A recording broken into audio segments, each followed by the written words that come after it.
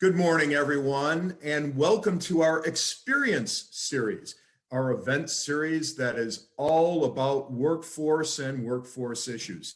I'm Don DePero, your president and CEO of the Columbus Chamber of Commerce. I'd like to thank all of you very much for joining us this morning and have a special thanks for our sponsor, GBQ. GBQ, which is the professional accounting and consulting firm. Darcy Congrove is not only our board chair at the Columbus Chamber, but she's the managing director of GBQ, and Darcy joins us now. Thank you, Darcy.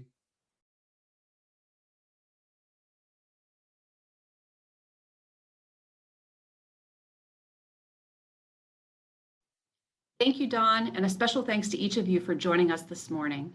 The Chamber's Experience series aims to provide Central Ohio businesses with access to relevant and reliable workforce resources through engaging panel discussions. GBQ is thrilled to support these conversations as the Experience series presenting partner. For those of you that don't know us, GBQ is an accounting firm based here in Columbus. We serve primarily closely held middle market companies. We know that finding, retaining, and developing talent are key issues for our clients of all sizes and industry groups. The talent market here in Central Ohio has been challenging for quite some time, and the issues have been exacerbated by the COVID pandemic. Today, we're discussing the importance of employee retention. Whether you are leading a large corporation or one of our small to mid-sized businesses, losing employees is costly in many ways. We will hear from panelists who are experts in their respective fields as they share strategies and best practices for improving employee retention. I'd now like to introduce Kelly Fuller, Workforce Director for the Columbus Chamber of Commerce, to begin our program. Good morning, everyone. Hello and welcome to the Columbus Chamber of Commerce's first Experience Series event of 2021, Building Loyalty and Reducing Turnover. I am Kelly Fuller, Director of Workforce, and we're so glad that you're joining us today as we sit down with a fantastic panel to dive more deeply into a conversation top of mind for so many of our employers, retention of our workforce. The cost to replace a team member can be as high as 2 times an associate salary, and it can also result in loss of production efficiencies and corporate knowledge. So what can employers do to be an employer of choice and thereby reducing costly turnover? We will be talking about how you can create and foster environments that are engaging and supportive of your work team. We encourage you to join in the conversation today with questions and respond to our interactive poll throughout this morning. Now, please allow me the pleasure of inviting our panelists to join in. First joining me are the following. We have Sarah Segan from Ology, Chief Experience Officer. Sorry, I gave you a promotion there. Ashley Futrell, attorney with Shoemaker, Loop and Kendrick, LLP. And Kathy Polster, Total Rewards Associate Manager with Accenture. So welcome, everyone. Good to see you here this morning.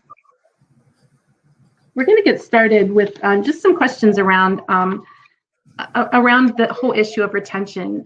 As I've been meeting with our chamber members in the last year, and we know what a disruptive year it's been for all of us, and it's been showing up in the workforce in many ways, our members have shared that retention is one of the main issues, and they're trying to figure out what are some better practices. So thinking about this year and everything that we've been through, talk about what you've done in the last 12 months to retain your teams. I'll kick off with you, Sarah. Great, thank you so much. Yeah, we've done quite a lot because it's been a very complex and complicated year. So we've had to attack retention in a multitude of ways, a lot of them being new territory for us as we think about becoming a business that was operating remotely. I think first and foremost, to retain our teams, we prioritize safety. We went fully remote even a little bit before we all went into quarantine, and we've stayed that way ever since and have not required anybody to come into the office or travel. Now, we were fortunate enough as a business that we were able to operate this way, and I understand not everybody can. But even if you weren't able to do that, the key to our success has been really a lot of communication about prioritizing people's safety and what that means and how important that is to us. And so everybody understands how much we emphasize that as a priority. Secondly, compliance and communication, as I mentioned already, communication, but like just making sure that we were following along with the federal acts and providing all that appropriate information to our employees, consistently communicating with them about those changes. So they just understood what their options were as they were faced with some of the issues around the pandemic. And one of my favorite shifts in our culture is this idea of a culture of empathy and understanding, because everybody's situation is incredibly unique when we're working from home. And so we could do things for people as a community to try and enhance your experience. But at the end of the day, we're going to make mistakes right now. We have children at our feet. We have dogs barking in the background. We're trying to maintain a lot of different things at the same time. And that is incredibly challenging for all of us in a unique way. So by having leadership emails go out to the company, letting people know it's okay if they're not giving 150% right now, that it's actually okay to make mistakes. It's okay to take a back seat and ask others to lean in for you, and really just consistently emphasizing that with our community. Those were incredibly important for everybody to understand that before you judge your peer for not being able to deliver, to think about that you might not understand that personal situation that they're in. So those were some of the most important pieces. Flexibility is another one that I'll mention. One of the things that I think all of us are experiencing is that what is being called Zoom fatigue, right? Consistently being on your screen all day, barely being able to get up, which is so funny because who would have thought? You thought working from home would actually create, a little more opportunity than it actually has. And so what we instilled was flexible hours. And this is something where our business meetings don't start until noon on Mondays, and they end at noon on Fridays. Now, there's always exceptions. We are a client-based business, but we try and give people space. And I can't tell you how amazing it has been to remove those Sunday scaries, where I can look in on my email in the morning. So those are some of, I think, the most important things that we put in place to retain our teams. And then I have many other examples as well. Great. And talk about Zoom fatigue. I'm a victim of it already this morning, I guess. I didn't give an opportunity for each of you to introduce yourselves before I dove right into this, into the first question. So I'm going to take a moment to allow each of you to share with our audience so that people can know a little bit more about you. Ashley, I'm going to start with you. If you'd introduce yourself and a little bit about your role with your organization. Absolutely. Thank you so much, Kelly, for inviting me to speak this morning. It is really my pleasure. So I am actually coming from the employment law perspective. I am an attorney at Shoemaker, Lupin Kendrick, which is a full service law firm. We have offices across the country. I'm based in Toledo, Ohio, but we also have a Columbus office as well. My background is that before I came to Shoemaker, I was a prosecutor. So I served in the U.S. Attorney's Office in the Northern District of Ohio, and I prosecuted a variety of federal crimes, and I conducted investigations as well. And before that, I was a prosecutor in the Manhattan DA's office in New York City. And you may be thinking, well, how in the world did you go from prosecution to employment law? But, I find that when we're talking about the workplace and we're talking about, issues, whether it's discrimination, harassment claims, et cetera, that I'm able to bring a unique perspective from my background in investigation. So I'm excited to talk to everyone today about recruitment strategies, specifically with acknowledging, just the past year and everything that's happened in our society from a cultural and social standpoint, and just the things that may be affecting your employees, especially your employees of color. So much has happened and so much has continued to happen over the years. So I'm looking forward to talking to you all today and giving you some ideas on how to retain diverse employees. Thank you. Very good. Thank you. Sarah, I'm going to ask you to step back and share a little bit about your role with Ology and how you came to this conversation today.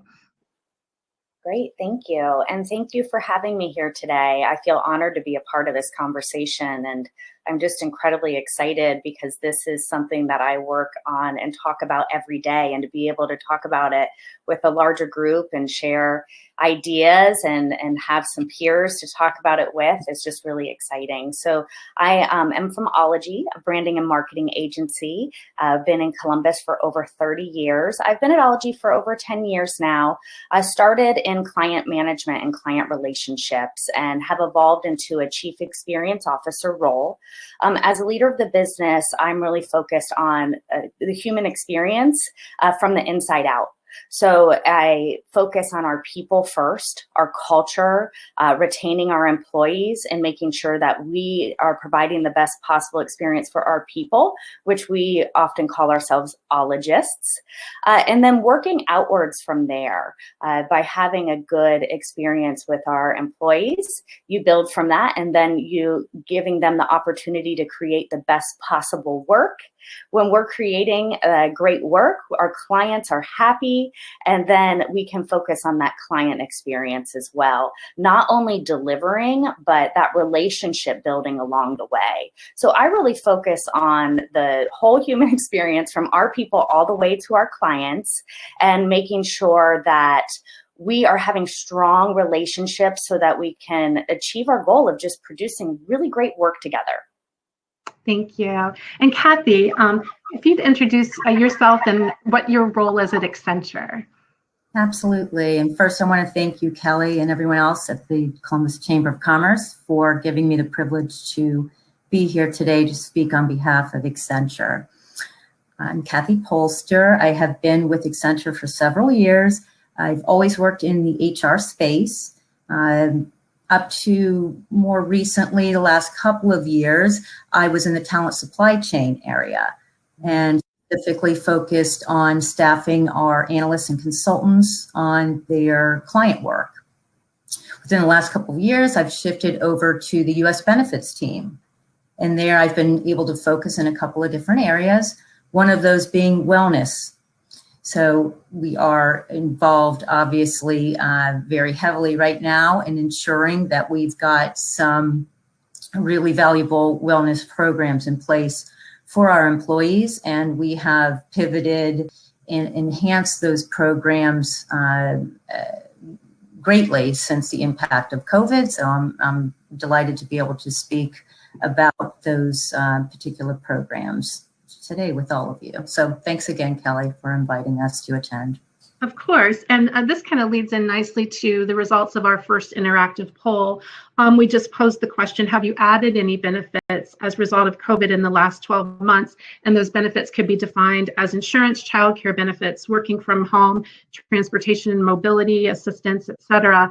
And interestingly, 80% of our attendees today have made some change or addition to their benefit structure.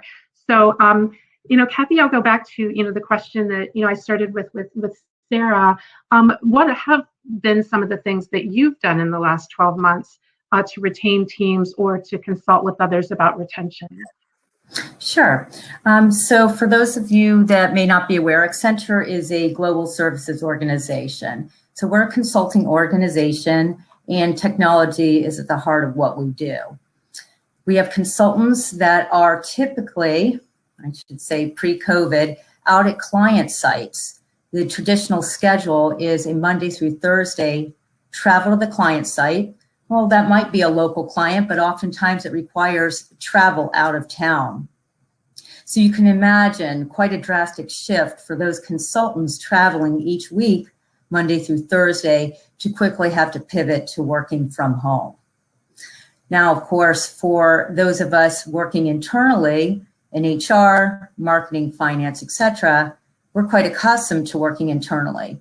So the technology and infrastructure was already there, which as it should be, right, with Accenture being a technology firm, allowing us to seamlessly pivot, having all of our consultants around the world be able to work from home. Again, having that technology in place, things such as Microsoft Teams, allowing us to quickly be able to collaborate not only internally, but also to be able to continue to provide our clients that seamless support.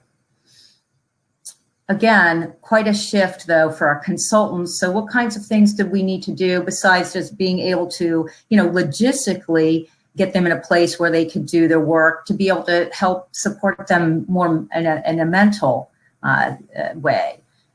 We quickly put some trainings together. Other trainings were already available to our employees that we just wanted to really encourage them to take advantage of. One of those trainings, which has been wonderful for our employees, and I think we've had many of them go through this training, continue to go back and refresh on this training, is called Thriving Mind. Thriving Mind is a collaboration between Thriving Global and Stanford Medicine. It's learning the science behind stress, building awareness of what causes negative stress and how you respond to it, and learning how to combat it, come up with new strategies for building new habits to help decompress that stress. There's also a Thriving Mind training for managers that has been quite helpful. We have emotional intelligence videos. We've got training on staying connected. Again, not assume that everybody is adept at being able to work 100% remotely in this type of an environment. So there are some trainings available for collaborating using Microsoft Teams, trainings on engaging with your team, establishing virtual teams, effectively learning about teams through change, using COVID links that provide information on the client responses and industry points of view around COVID. We've greatly enhanced our childcare opportunities as well.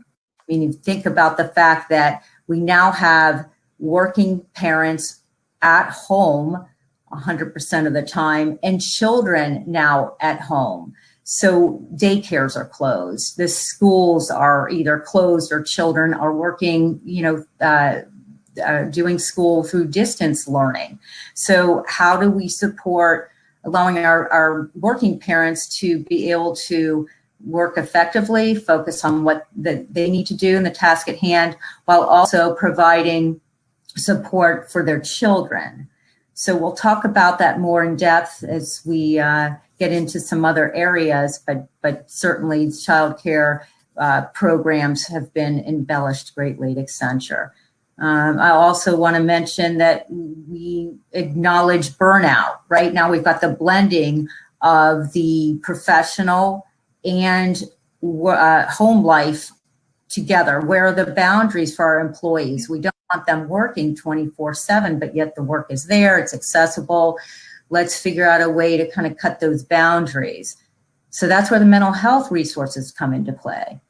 The employee assistance program that offers counseling sessions, and the addition of some mobile apps that have allowed our employees to take care of themselves mentally through the access of these apps. And then lastly, similar to what Sarah had indicated, our leadership has asked us to not have internal meetings on Fridays right now and through the rest of the fiscal year. They've asked us to concentrate on just kind of, catching up on workload on Fridays, having informal discussions with our colleagues just to connect and to support each other, or really just pay time off on those Fridays. No, that's fantastic. I know years ago when I was working in Chicago, we used to block off Fridays to catch up on like industry reading and just to kind of just synthesize the week that had just happened and get ready for the next week. So that's great that that's something that organizations are looking at really promoting for their workforce. I want to talk about the whole life cycle of an employee. We're focusing today on retention, but we also know that the whole role of recruiting and hiring and bringing people on board. That's where that relationship starts. Ashley, I want to turn to you and ask, What role does recruiting and hiring and onboarding play in retention efforts? How important is that? Kelly, it is so important, but what I'm happy about is that we're talking about retention first, because what I always say is that before you recruit, you have to get your house in order first. Yeah. And that's really important because so many times, I talk to clients who discuss, they tell me often, how do I recruit this amazing, new employee? And we have this job ad and oftentimes they'll often talk to me about recruiting diverse employees. And the first thing that I say is you have to look under the hood a little bit. You have to go inside the company or the organization and look at the infrastructure that currently exists. Because if you get your house in order, so to speak, first, and that can come in a variety of ways. One thing that I often talk to clients about is creating communities within your organization. Sometimes companies or organizations will call those affinity groups, okay? But it's basically creating those communities so that your employees can talk to each other. And we've seen that, especially with COVID. I mean, it is so isolating. And it is important to have those communities to talk to each other, so that your employees can engage with each other about the office culture. And that's especially important, as I mentioned earlier, after the events of the last year regarding social justice.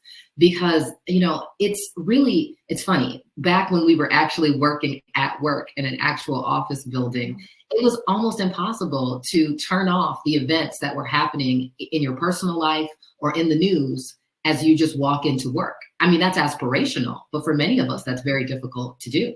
Now imagine we're working at home.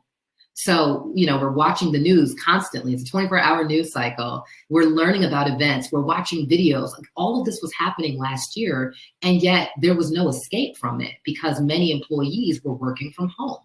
So that's why those communities are so important, to be able to put those in place so that employees can talk to each other about what's going on in the world and within the office as well. Also, creating mentorship opportunities. Now, we've heard of mentors before, but I'm talking about a very intentional approach to mentorship, where first there's buy-in on both sides. The mentor wants to be a mentor. The mentee wants to be mentored.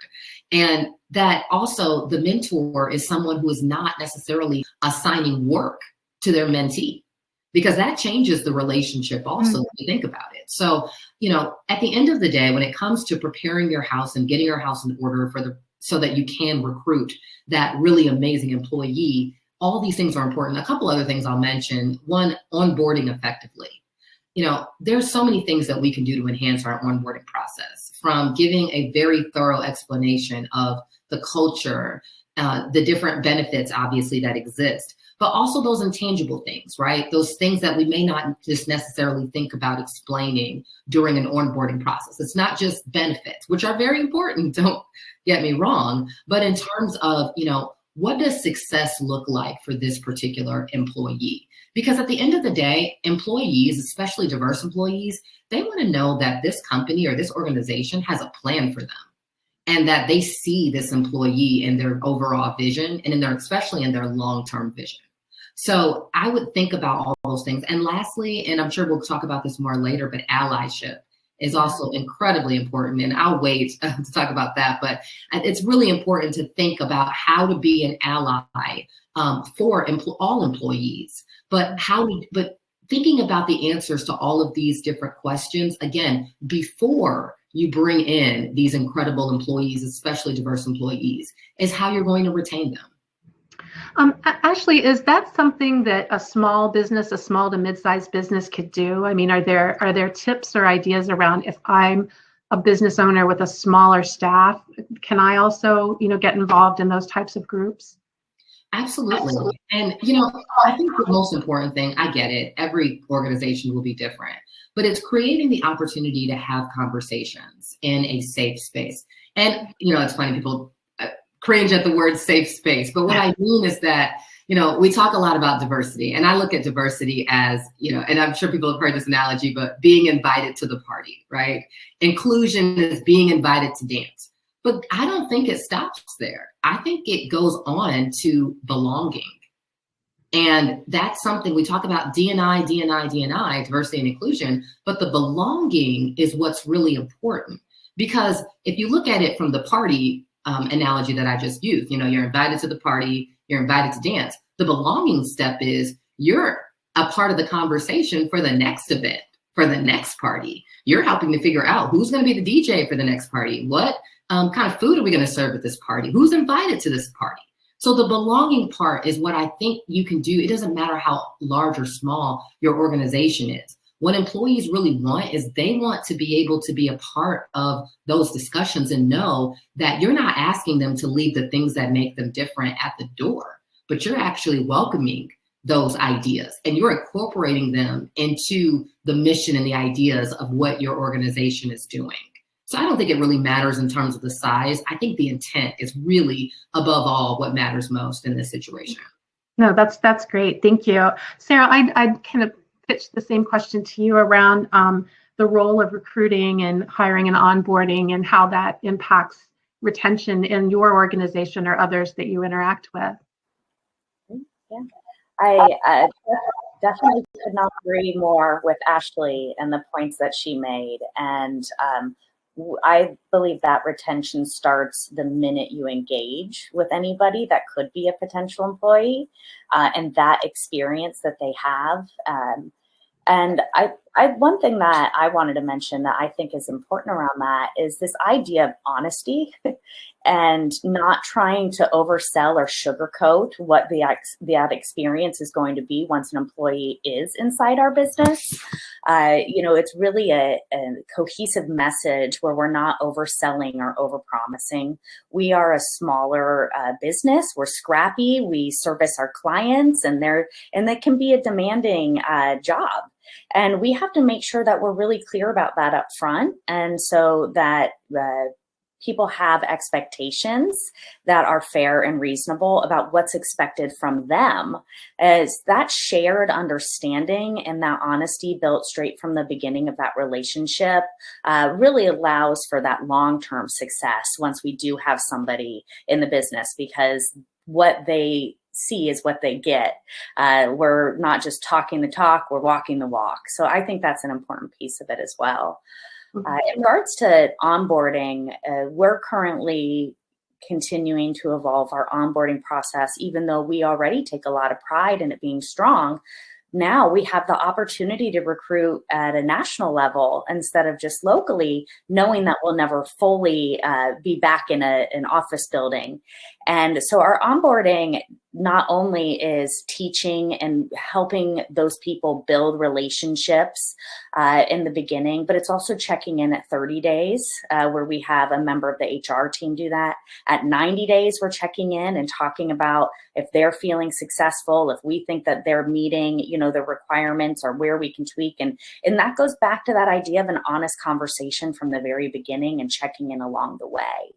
So I couldn't agree more that retention is definitely the way to start, because if you have happy employees at Ology that have open conversations, a safe space, we like to call it a brave space, where they can be vulnerable and we keep that open dialogue, that naturally attracts other people to our business through, different types of networking and conversations that can take place. No, that's great. And thank you both for that. That leads me to, I guess, the next question about just that communication piece with our existing employees, our incumbent workforce. Kathy, talk to us a little bit about how you're checking in with the employees. Like what do those touch points look like, and how are you assessing how everyone's doing? Yeah, sure, Kelly. So inherent in our performance achievement program, which you're probably asking, what is performance achievement? We took our traditional performance management program several years ago, and we decided to discard it. Right? It was the more traditional ranking, stacking, racking of employees, compare one employee to another in order to come out with a performance, rating for that individual. We decided that wasn't working for Accenture. We went to Performance Achievement, which is more of a people-centered program. It's about having everyday conversations. It's about our people leads reaching out to their council leads on a regular basis, having natural conversations to discuss priorities, to provide feedback, to talk about the successes that that individual has achieved over the year in a very kind of forward, future-focused, what's next type of idea to this particular program. And so it really lends itself nicely to the idea of just checking in with employees, because we've got that natural checkpoint that is occurring on a regular basis. And it's not only the people leads with their counselees, but it can be colleague to colleague. And again, just allows for the natural course of conversation to understand how are we doing, not only professionally, but also personally. I have seen also recently that many of our managing directors, so our top level executives, have created open forums for employees to join them and, during any given session to ask questions, professional questions, personal questions. Nothing's really, off the record there. And I can tell you that in the total reward space, which is where I work, we have our managing director creating sessions for us to join called Ask Sharon Anything. And again, encouraging us to connect with Sharon, to get to know her, both again on a professional level and a personal level, because, as Sarah even indicated earlier, it's all about us being real right now. It's about being truly human, right? The dog might be barking, the child might interrupt us. That's our life. That's our reality right now. And so for us to be able to come together as a team and to be able to see that our managing directors are experiencing those same kinds of things in their lives right now, I think has been very impactful. And again, just gives us another connect point, right? While we're working remotely, we need as many ways as possible to be able to connect with each other. So having the managing directors be vulnerable and to be accessible right now is very important. We also have a number of employee resource groups. For example, military, African American, LGBTQ, etc.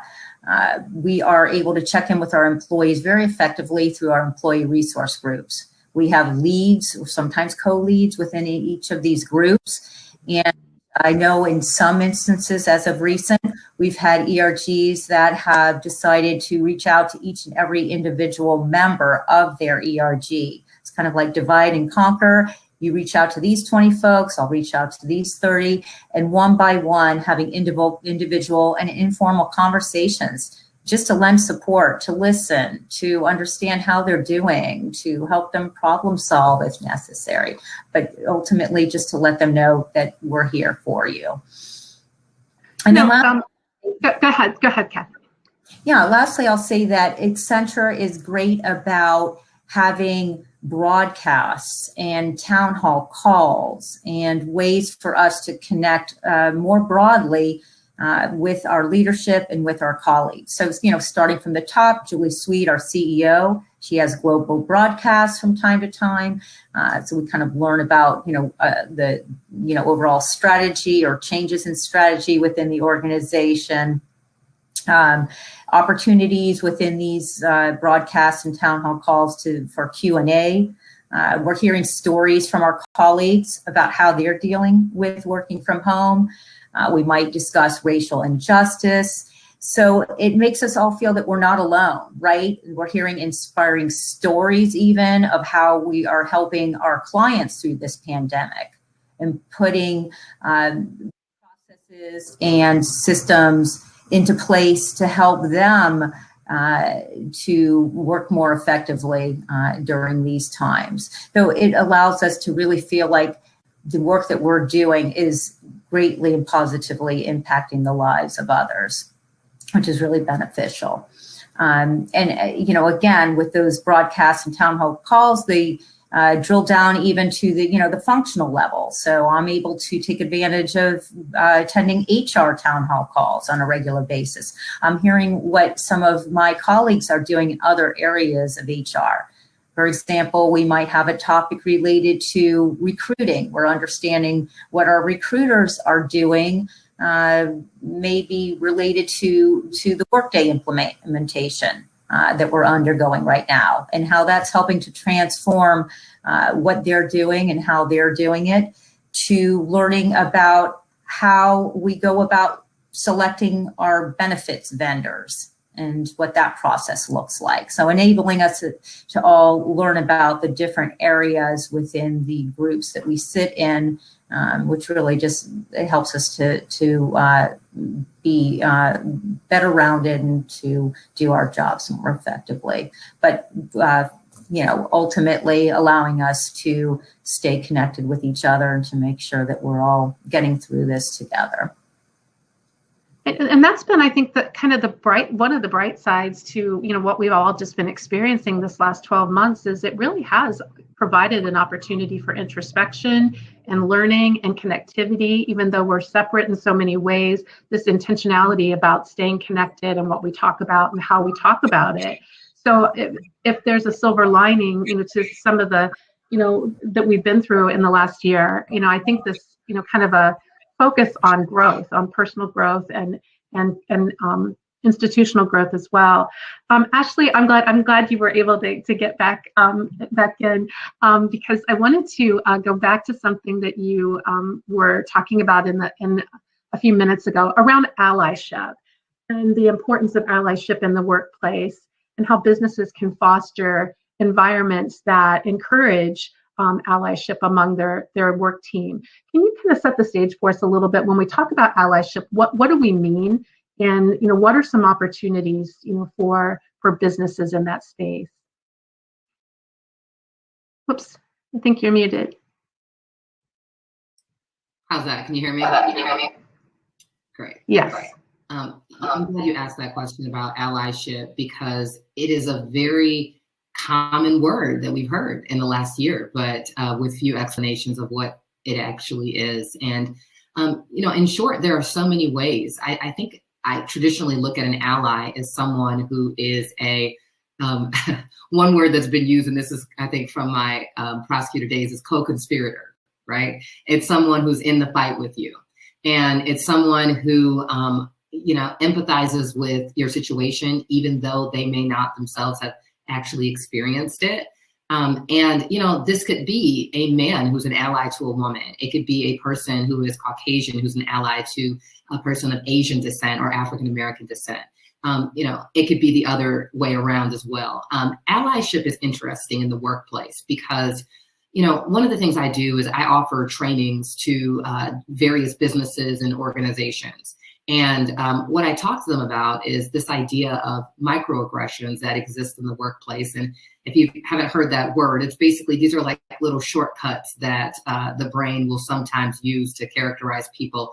And they can kind of come across sometimes masked as a compliment, but many times are actually not that. So an example might be if a person who is not an African-American tells an African-American that they speak so well, or they're very articulate, right? That could be masked as a compliment.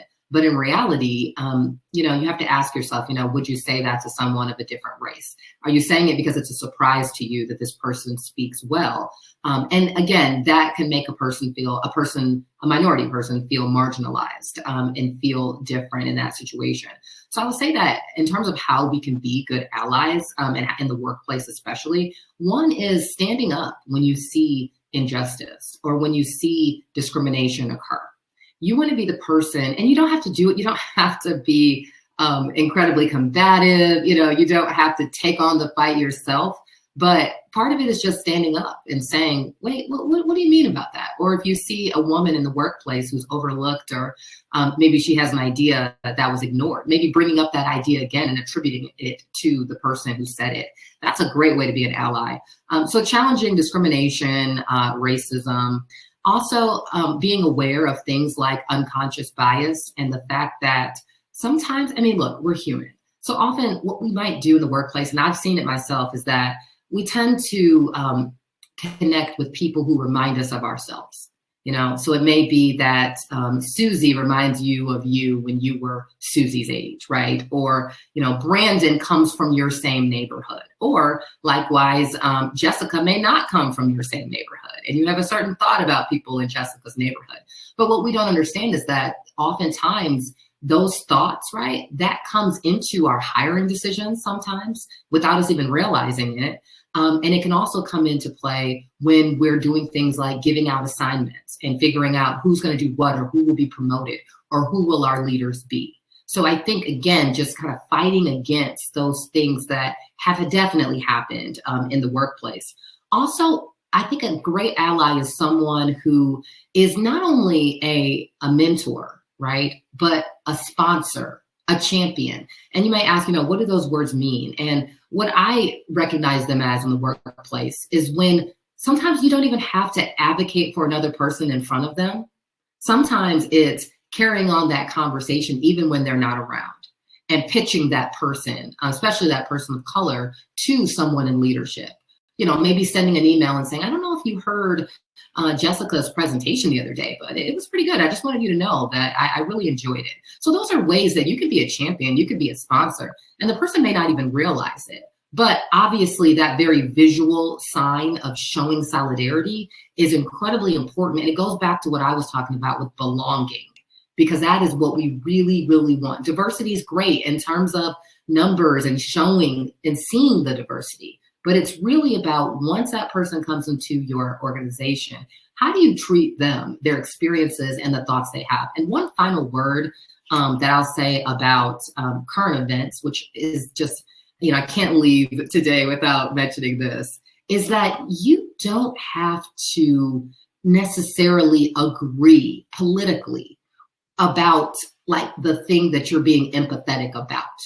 So for example, obviously, there were so many events of racial injustice that occurred in the last several years.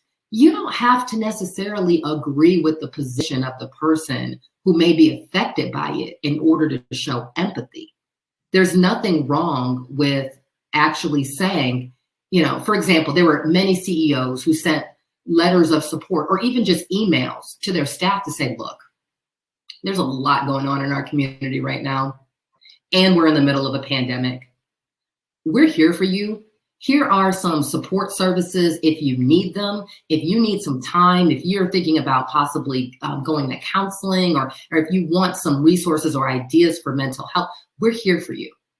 And like showing that solidarity is so important. And again, that CEO didn't necessarily say, and I agree with everything, and I agree with every fact of every case in this particular incident that was on the news, but it showed that it's about the people. It's about the family that exists in that organization or that company. So I really just want to stress that you don't have to feel like, well, I can only bring up the issue. I can only bring up this huge event that's in the news right now that affects Asian Americans or that affects African Americans. I can only bring it up if I have the same opinion that I think, right, this minority in my company might have. So empathy, I believe it was Sarah who said this. It's exactly correct. Empathy is something that we need more of in the workplace, and you can show that empathy. And in fact, I think that it is a very important tool for a true ally to show, especially when they see events going on in the news, because sometimes, honestly, silence can be worse than fumbling through it. You don't have to have all the answers. You don't have to say everything perfectly, but say something. Yeah. Thank you for that, Ashley. And I will turn back to you, Sarah. Yeah, the importance of empathy, right, in any relationship, and that certainly is true in the workplace as well. Sarah, what are your thoughts on allyship in the workplace and how we can foster those environments? Yeah, I'd like to share a little about what Ology's been doing to support allyship and to have Ology as a business be the biggest ally.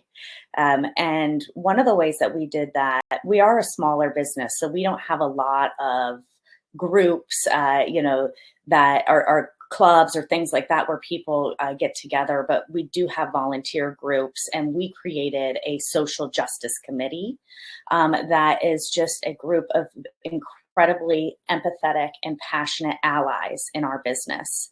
And it is a volunteer group, and it actually, the idea of fumbling that Ashley just mentioned was what we did in the beginning, right? The business made some promises on how we were going to be better allies as a business. And this group was formed to get together and to help support that. And we just tried to take on the world. I mean, we had a list of things that we were going to tackle, and we were going to do it all at once. And all of a sudden we had this spreadsheet of 100 items, and it became so task driven that we forgot what we were actually gathering for. And we had to reset, and we had to think about, okay, why are we here and what are we setting out to achieve? And so we did that by putting together a purpose statement for that group, and sharing that with our leadership team, and getting that buy-in from the business owners, and asking them for a budget, asking them for time to get in front of the company when we want to educate and train, asking for their ear and their time commitment to our group to help advocate for the things that we're doing. Within that group, we then formed committees. We have an education and training committee, which is very much focused on bringing research to the people of ology in a variety of different ways. So that we do that by, in our weekly newsletter, we always have a link of what's going on. But just this past week, with what happened, in the impact with the Asian American culture, what we did is we actually canceled our company meeting. We put together a one-pager of a bunch of different resources so people could understand what was truly going on. We then gathered as a group during that company meeting and just shared. We'd like people to take that time, whether that is time for space, whether that's time to check on loved ones that might be impacted, or whether that's time to dig into that research and have a deeper understanding. And then we followed that up with just yesterday having an hour-long time on the calendar for people to just come and talk if they wanted to, and having that brave and safe space. And so that is an example of what the Education and Training Committee can jump on a time where we need to act quickly and help provide resources and education. We also have a people and policy committee, which is partnering with myself and and our HR team and our leadership team. And we are investigating and really looking into the infrastructure of our business and seeing how we need to evolve and change. And it's overwhelming because we're really digging deep and thinking about that from our hiring practices all the way through our company handbook, how we promote and everything. And it's a lofty task, but we have to remind ourselves it's going to take time.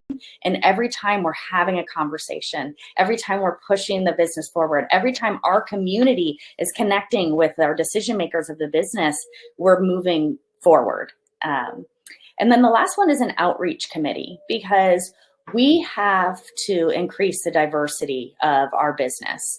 Ashley was talking about this idea of we are attracted to people that are like ourselves. Well, Ologies come to the realization that that's how we recruit. We network with people, and our networks all look like us. And now we've created a company that doesn't have the diversity that we need to represent our clients and our community.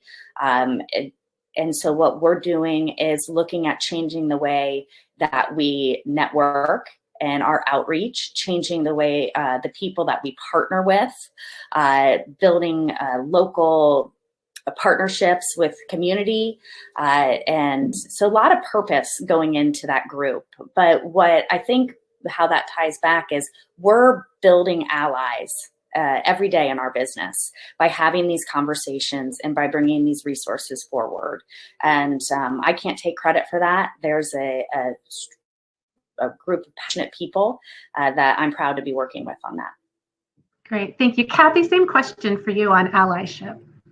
Sure. Again, with just such the focus on mental health, I'm happy to say that and so proud of this mental health ally group that we have at Accenture, which actually has been in place for a few years now. We have over 7,000 trained mental health allies in over 30 countries within Accenture who are volunteer employees that are passionate about mental wellness, passionate about wanting to advocate and support other employees within the organization. So they've raised their hand to become mental health allies. And what does that mean? That means that they have gone through some formal training. I mentioned earlier the Thriving Mind training. So again, learning to recognize stress and how to combat it is one of those trainings. And they've also taken a mental health ally training course, about an hour and a half, 2-hour course that helps them to identify the signs of mental distress, mental illness. And it allows them to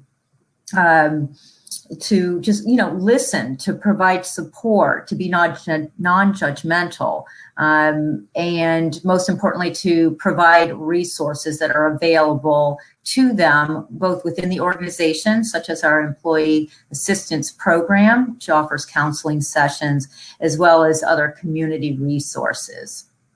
And we have these mental health allies accessible to our employees. They can go out, they can find their own match. They don't need to be sharing that information with others if they want to keep it confidential that they're reaching out for that type of support. So the infrastructure is in place to allow them to make those direct connections and to get the help that they need. We also have a global coach network that was actually implemented as a result of COVID. And again, these are volunteer employees within the organization, not necessarily focused just on mental wellness, but just there in general to help employees that just want somebody to talk to. Maybe they're feeling isolated, they're feeling alone, maybe they're depressed, they're anxious, maybe they just want to vent, they're having a bad day. So we've got these coaches out there that are accessible and just willing to listen and to support.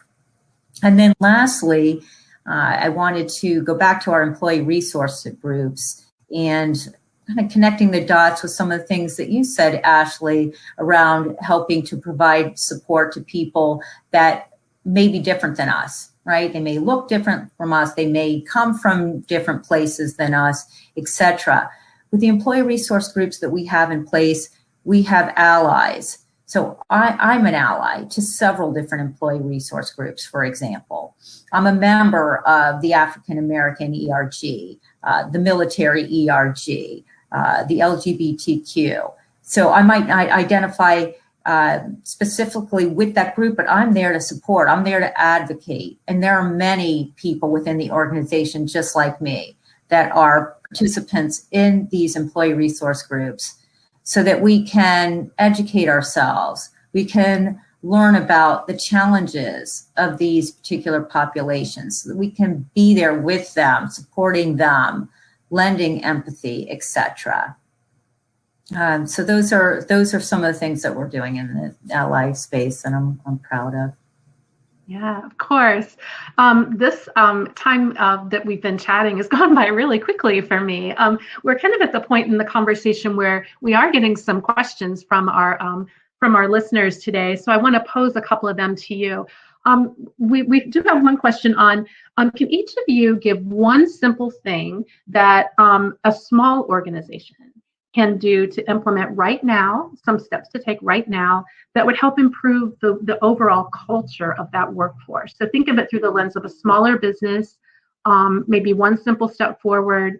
I'll start with you, Sarah, if you don't mind. Are there thoughts that you might have on one simple thing that a business can do, a small business, to get started on improving culture? Yeah, I did make a note that one thing that we haven't mentioned yet was the idea of having fun and connecting people together that isn't always tied to the work. And that can be harder in this type of remote environment. But that makes it even more important because you're not having those natural connections.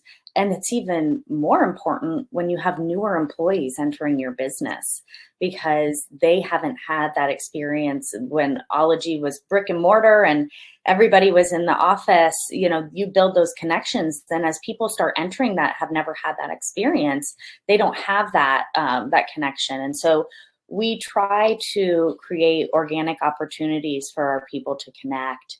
And we ask our leaders to also do that within their teams. So it's not just a business, company-wide thing, but it can also be within teams. And some of those are as simple as coffee talks. A couple of our different leaders have put together just a 30-minute meeting. It's on a Monday or a Friday where their team just gets together and just talks about their weekend, about what television shows they're watching. We've also have Slack, which is a way that we communicate internally, like an instant messenger. And we have just fun groups like Ology Pets, where people just send goofy photos of what their dog's doing. We have a parent channel, and just simple ways to connect that aren't tied to the work, whether that be fun events, getting your team together just to chat, or, looking for opportunities for people to connect, in chats or other ways. Yeah, fun is always important, and we can't lose sight of that, right? Thank you for that. Ashley, what do you think one thing that a small business could do right away? I would suggest, and maybe businesses do this already, but to the extent that you do not, an anonymous question/suggestion box. It would be I worked at an organization that had this, and you could either indicate your name or not if you didn't want to. And it's a way to ask questions of leadership and figure out, if there's a question you have about the overall direction or, improvements, or you could offer that in an environment where maybe you're not, indicating your name if you don't feel comfortable. And likewise, as Sarah mentioned, having either a town hall coffee break that you have with leaders, or even if it's just a state of the organization email at the very least, or, I know we're all zoomed out, but it's just so important to have buy-in and to treat employees like they're shareholders, right? Like they're stakeholders. It's really, really important to make sure that they are a part of the process and they know that they're being thought about, okay? They're not just replaceable. And if you empower your team to, come forward with suggestions and questions, and then you address those, but also you give people, the employees an idea of the overall goals and missions and what's going on right now, basically like a state of the organization or an update. I think that would be a wonderful way to improve workplace culture and improve transparency as well. Very good. So fun, a lot of communication. Kathy, what are your thoughts? One thing a small business could start right away. Sure, and I think similar to what Ashley and Sarah have said, I think the cultural change or shift needs to start at the top, right? It needs to start with our leadership. So I think having them involved in spearheading whatever it is that these small businesses decide is best for them, it needs to start there at the top. What we did back in the times where we did gather within the office, gosh, what a novel idea, had monthly happy hours on Friday afternoons with our leadership. And we would have our managing directors rotate being the focus speaker for those conversations. And they all had different ways of interacting with our employees. Some were more, formal than others. Some came and just said, ask me any question that you want to. But it allowed us to get to know that individual, to understand their career journey, which for some employees was really interesting because they might have been thinking about taking that similar career journey, or thinking about the fact that, hey, one day I'd love to be a managing director. How do I get there? What are some of the things that this individual did to help them get to the top, and what can I take from that?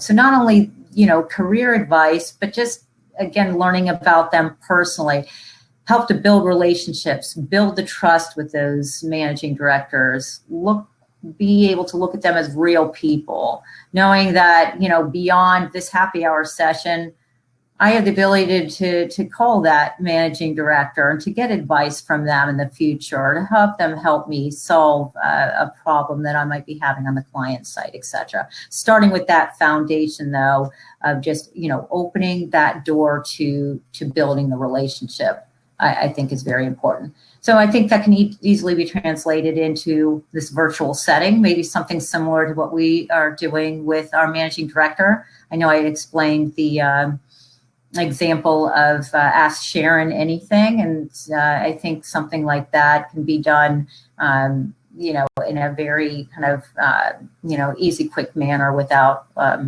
lot of planning or logistics attached to it. That's really great. And, as you're describing that too, Kathy, I'm thinking about, when we talk about mentorship, that's a good way to kind of set the stage for mentorship, to start understanding different people's roles. If I indicate, yes, maybe I'd like to be a managing director one day, helping to connect, again, to kind of just set that stage. We do have another question that's in, I want to position for you. What kind of efforts are effective when your workforce has gone to new industries? So thinking about specifically hospitality was out of commission most of 2020, and now lots of other industries are hiring. Lots of amazing people had to move on to new industries. So if I'm understanding the question correctly, how do I retain someone who's maybe come from a totally different industry? Now I'm like not only having to find a new job, but I'm probably having to use some transferable skills or go to a totally new industry. What are your thoughts on that? Sure, I'll start. Thanks. I think there's a couple things. The first is that we never want to assume the best thing that we can do is just talk to the employee, talk to them, get to know them, figure out, what are their interests? Who are they? Where are they from? What do they like to do when they're not at work? And then once you have a better idea and develop a rapport, you can start asking them about the types of experiences they had in their previous industry. What did they like? What didn't they like? What were some of the challenges? What were the opportunities?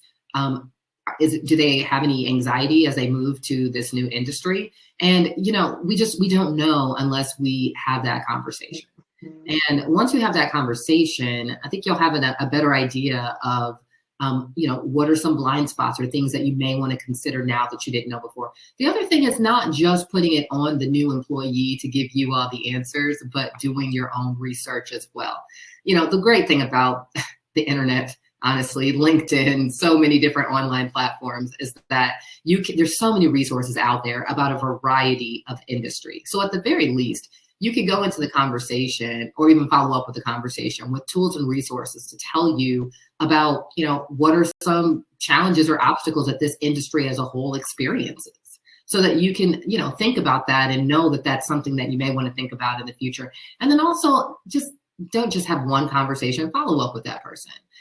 I'm not a fan of yearly reviews. I think that reviews should happen much more often, because you don't want a person to be surprised. I always say that, during a yearly review, you don't want the person to be surprised by the feedback. You want to constantly have a continuing conversation.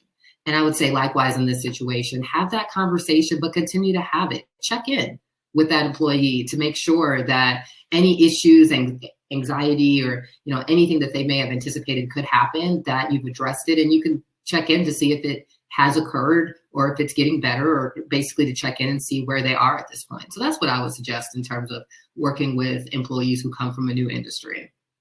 Yeah. Sarah or Kathy, any thoughts on that particular question? Yeah, I would love to chime in. I love hearing the fact that we're bringing people in from new industries and having those conversations, because when you are identifying somebody's strengths by their grit and their ability to learn and grow and their passion, those are the kinds of things that we should be looking for when we think about just a more equitable way of our hiring, and that it's not just that you check every single box on a job description. And so I think I would actually promote this as a huge opportunity for our businesses to go find people that have a different way of thinking.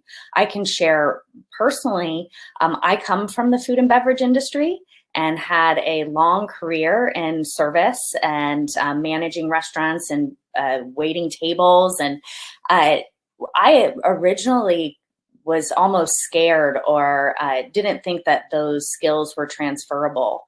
And once I realized how the agency environment I work in is pretty much like a restaurant, and you have a front of the house and the back of the house and everything's crazy to hit a deadline, and it all made so much sense, and it clicked, and it made me better at my job because it was more connected than I imagined. So my advice to businesses would be celebrate that person for their talents and their different way of thinking, and, you know, prop them up and give them confidence to use those different skills to push your business to be better.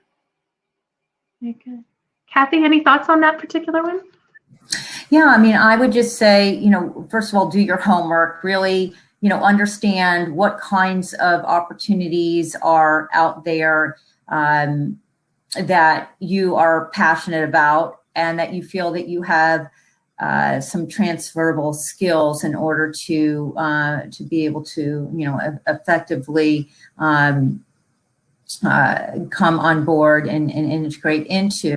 But that to know that there are resources out there in the community as well that can help you. And in fact, even, you know, the larger organizations such as Accenture are already recognizing the fact that we can find some raw talent out in the community that don't have really any of the basic skills yet, but are very eager to learn and to grow and to do what they need to do to come into an organization such as ours and to be involved with trending technology. So, for example, we already have an apprentice program in place where we are partnering with organizations such as Columbus State to put employees through formal boot camps that then prepare them for entry-level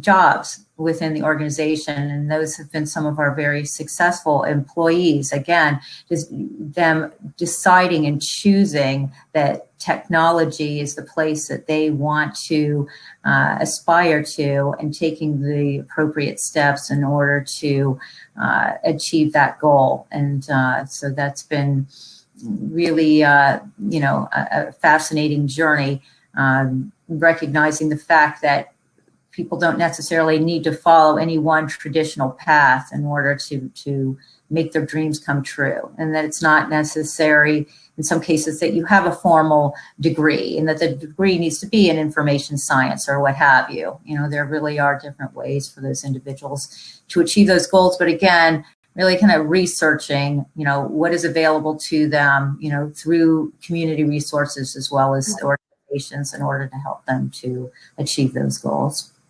I appreciate that. The Chamber, we work a lot with Columbus State and other educational institutions and some of the supportive services agencies to help connect those dots between job seekers and our employers, our members. I think we have time for one last question, and this is around financial literacy.